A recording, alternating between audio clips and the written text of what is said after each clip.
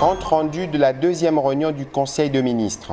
Le président de la République, chef de l'État, Félix-Antoine Tshisekedi Tshilombo, a présidé en visioconférence ce vendredi 7 mai 2021 la deuxième réunion du Conseil de ministres du gouvernement de la République, dirigé par le Premier ministre Jean-Michel Sama Lukonde Kyenge. 6 points étaient inscrits à l'ordre du jour, à savoir 1.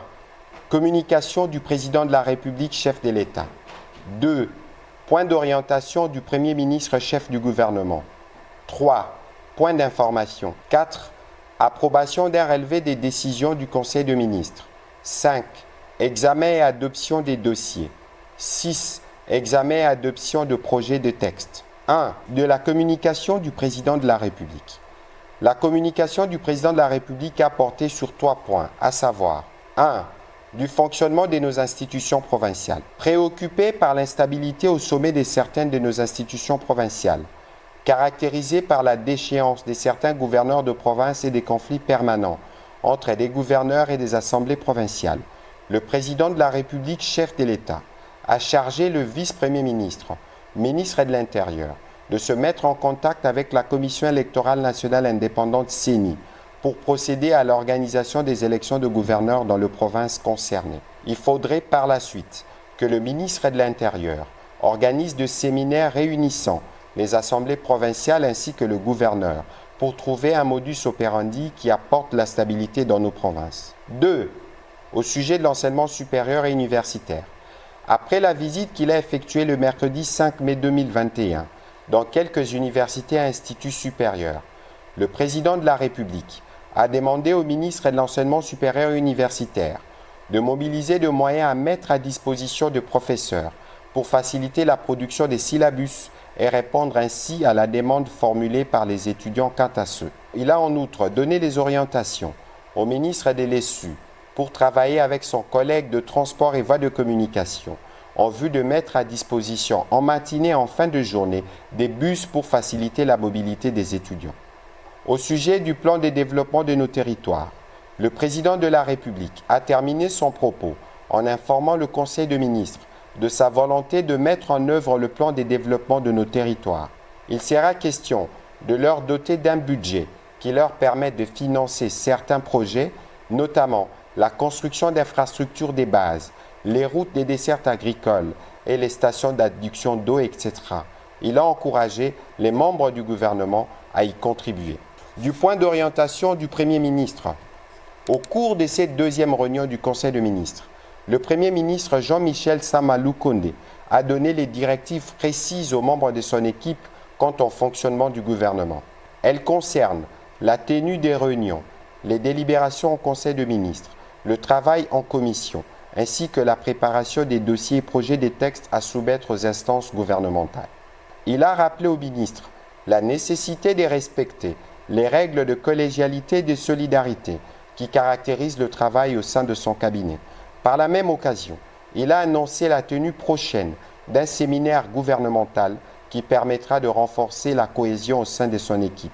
Le Premier ministre a invité l'ensemble de son équipe gouvernementale à respecter les délais légaux de déclaration du patrimoine conformément à l'article 99 de notre Constitution. 3. Du point d'information. Le vice-premier ministre, ministre de l'Intérieur, a présenté les faits saillants de l'état du territoire national, tant sur le plan social que sécuritaire.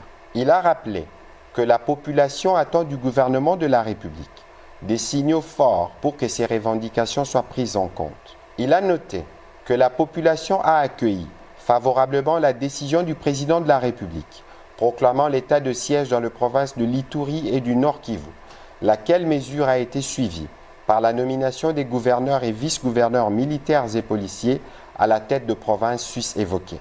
Le vice-premier ministre, ministre de l'Intérieur, a également noté le mécontentement des utilisateurs des réseaux de communication vis-à-vis des méthodes de prélèvement de faits des RAM initiées par l'autorité des régulations de postes et de télécommunications. Quant à la taxation de ces services, il a suggéré la constitution d'une commission interministérielle pour examiner cette situation afin d'éclairer l'opinion. Le ministre de la Défense nationale et ancien combattant a pour sa part brossé la situation générale du pays par zone de défense. Il a salué la formalisation par ordonnance présidentielle de la décision du commandant suprême proclamant l'état de siège dans les provinces de l'Ituri et du Nord Kivu. De son côté, le ministre de la Santé publique a informé le Conseil de ministres de la découverte dans un immeuble situé dans la commune de La Gombe de 25 cas de Covid-19, parmi lesquels 20 expatriés et 5 Congolais. Des mesures sanitaires appropriées ont été prises. Il s'agit entre autres de la mise en quarantaine de tous les occupants de l'immeuble tout en séparant les cas contaminés des cas contacts. L'organisation de la prise en charge correcte selon les protocoles nationaux de toutes les personnes infectées, la décontamination de l'immeuble concerné, l'approfondissement des investigations avec un mapping pour suivre tous les cas suspects. Le ministre de la Santé a profité de l'occasion pour inviter les membres du gouvernement à respecter et à faire respecter les mesures barrières contre cette pandémie. De l'approbation d'un relevé des décisions du Conseil de ministres. Le Conseil de ministres a approuvé les décisions de la première réunion du Conseil tenue le 30 avril dernier, soumises à son approbation. Examen et adoption d'un dossier. Le ministre des Affaires sociales, Action humanitaire et solidarité nationale a soumis au Conseil de ministres une requête en vue d'une réponse humanitaire urgente dans les provinces de l'Ituri et du Nord Kivu. À travers cette action, la riposte humanitaire s'efforcera d'identifier en urgence 1. Le risque de rupture de solidarité communautaire. 2. Les risques de la désinformation de la population. 3. Et enfin, le risque social, politique et sécuritaire. Le Conseil de ministres a approuvé, après débat et délibération, cette requête qui témoignera de la solidarité nationale aux populations du Nord Kivu et de l'Ituri durant cette période de l'état de siège. Une commission ad hoc a été mise en place pour la mise en œuvre de cette décision. Par ailleurs, le ministre des Affaires sociales a informé le Conseil de ministres de la situation qui prévaut dans la province de la Choapa, consécutive aux violences enregistrées ces derniers jours entre les Bantous et les Pygmées. Il a sollicité l'intervention du gouvernement pour apporter des moyens de subsistance et rapprocher les différentes communautés. 6. Examen et adoption de projets de textes.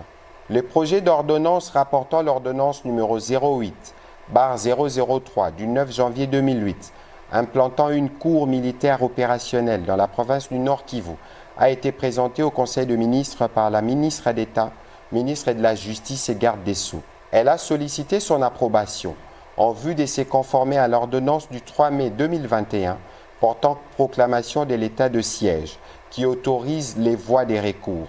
Celle-ci n'étant pas autorisée dans cette juridiction conformément à l'article 87 du Code judiciaire militaire. L'existence de cette juridiction devient donc incompatible avec les mesures pré-rappelées. Ce projet d'ordonnance a été adopté moyennant amendement. Pour sa part, le ministre de l'Industrie a présenté les projets de décrets portant approbation de la convention de collaboration signée entre le gouvernement de la République démocratique du Congo et la firme AVZ. Ensuite, il a présenté le projet d'un accord de collaboration entre le gouvernement et l'entreprise précitée. Ces deux textes ont été renvoyés à la commission interministérielle compétente avant son examen en Conseil de ministres. Commencé à 10h, le Conseil de ministres s'est clôturé à 13h47. Je vous remercie.